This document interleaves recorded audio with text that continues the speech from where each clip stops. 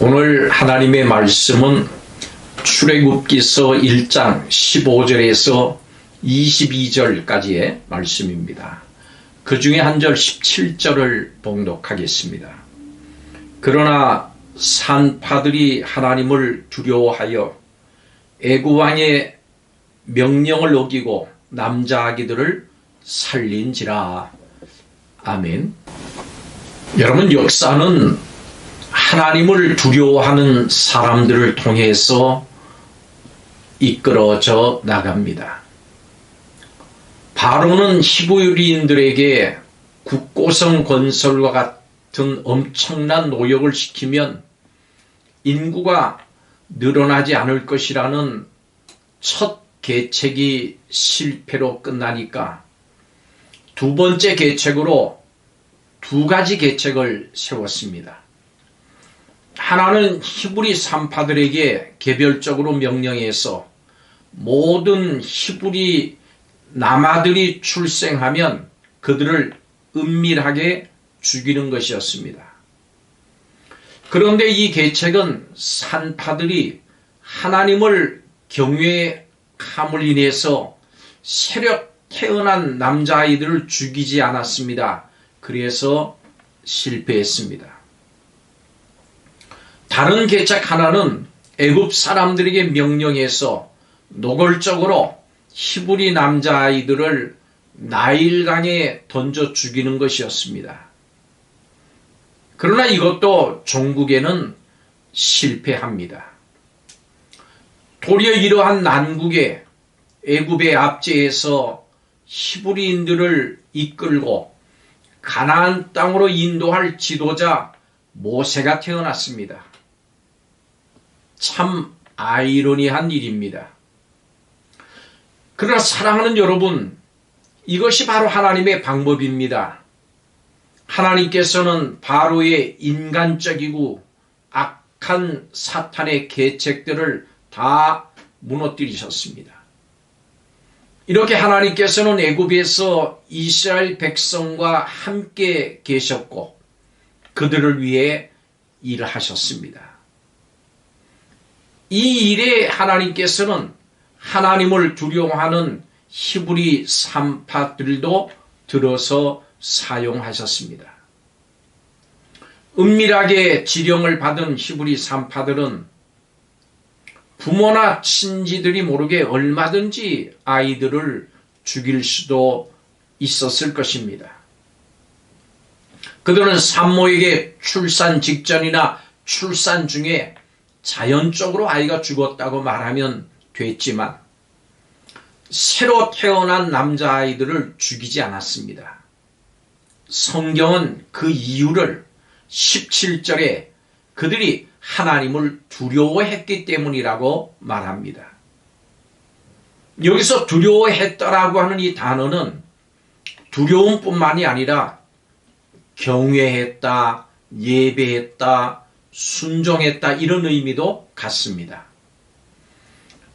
이 산파들은 태어나자마자 죽을 위험에 처한 남자아이들을 살리기 위해서 갑절에 노력을 했습니다. 그들에게는 왕의 명령, 사람의 명령보다 하나님의 뜻이 더 중요했습니다. 산파들이 하나님을 경외하는 일은 인간 생명을 경외하는 일로 드러났습니다. 모든 생명은 하나님께 속했고 오직 하나님만 생명을 가져가실 수 있기 때문입니다. 바로 이들은 믿음의 사람들이었습니다. 이들은 바로의 건세를 두려워했지만 그보다 더 하나님을 두려워했습니다. 하나님께서는 이 믿음의 사람들을 사용하셨습니다. 이들의 믿음은 이후에 이스라엘 역사에 크나큰 영향력을 주었습니다. 오늘 여러분의 믿음이 자녀와 후손을 살리고 나라와 민족을 살리고 인류를 살립니다. 이스라엘 민족의 구원을 위해서 믿음의 사람들 히브리 산파를 사용하신 하나님께서 오늘 여러분을 사용하십니다. 사람을 두려워하지 말고 하나님을 두려워하시기를 바랍니다. 예수님께서 말씀하셨습니다. 우리의 몸만 죽이는 자를 두려워할 것이 아니라 영혼을 지옥에 던져놓는 권세를 가지신 분을 두려워하라. 우리 하나님께서는 하나님을 두려워한 산파들의 가정에 큰 복을 내리셨습니다. 하나님을 경외함으로 바로의 두려움을 이긴 산파들은 히브리 남자 아기들에게 호의를 베풀었습니다. 하나님께서는 그들에게 은혜를 베푸시고 상급을 주신 것입니다. 하나님을 경외함으로 복을 받은 것입니다.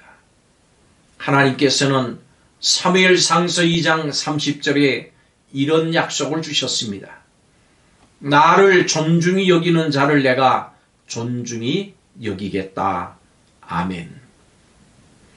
두 번째 계책에 실패한 바로는 세 번째 계책을 세웠습니다. 그 계책은 모든 애굽 백성들에게 내린 것입니다. 모든 히브리 남자아이를 찾아내서 나일강에 던져 죽이라고 하는 명령이었습니다. 이 계획은 수년 동안 지속됐습니다. 그러나 이 계획도 결국은 실패하고 맙니다. 애굽 사람들은 이 바로의 명령에 협조하지 않았습니다. 심지어 바로의 딸마저도 이 명령에 순종하지 않았습니다. 이스라엘을 멸절하려고 하는 나일강이 미래에 이스라엘의 영도자가 나타나는 장소가 됐습니다. 하나님께서 이미 아브라함에게 약속하신 대로 이스라엘 백성을 번창하도록 역사하셨습니다. 그렇기 때문에 세상의 어떤 권세자, 바로 왕이라고 할지라도 이런 하나님의 약속과 계획을 멈출 수는 없었습니다. 실제로 하나님께서는 바로의 압제를 당신의 약속을 성취하는 도구로 활용하셨습니다. 그렇기 때문에 세상의 어떤 악한 계획도 하나님의 목적을 약화시키지 못합니다. 그 계획들은 결국은 무너져 내리고 말 것입니다. 생명의 위협을 느낄 만큼 심각한 압제에도 불구하고 하나님께서는 당신의 언약을 성취하십니다. 우리가 처한 고난과 역경의 헌신은 하나님의 구원의 역사를 경험하기 위한 배경입니다. 하나님께서는 어려운 상황 속에서도 구원자 모세를 준비하셨습니다. 이제 우리가 해야 할 일은 오직 하나님만 믿고 경외하고 나가는 것입니다.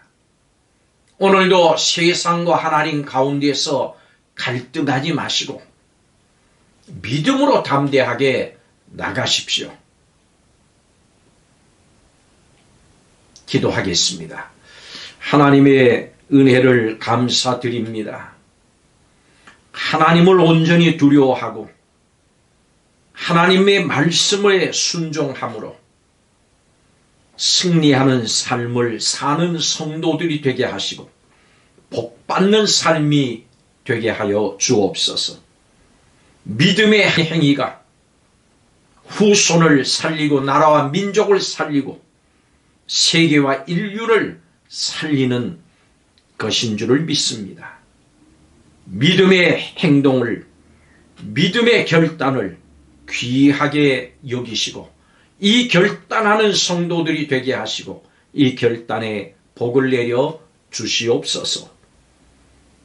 예수님의 이름으로 기도하옵나이다. 아멘.